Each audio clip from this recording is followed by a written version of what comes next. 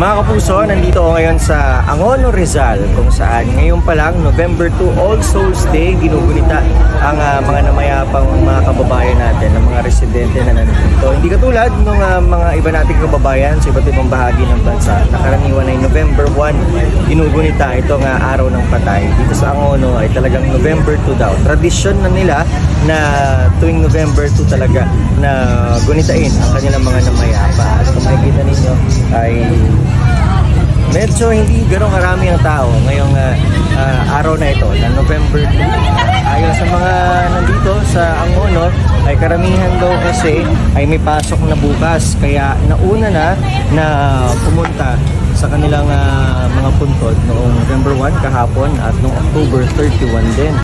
Dito sa Angono, Rizal, nakita rin natin ang puntod ng dalawang national artist natin na sina Carlos Botong Francisco at si Lucio San Pedro.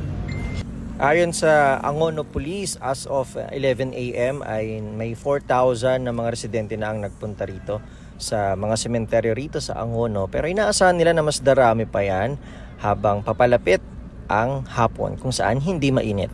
Yan naman ang latest mula rito sa Angono, Rizal. Ako si Nico Wahe para sa GMA Integrated News.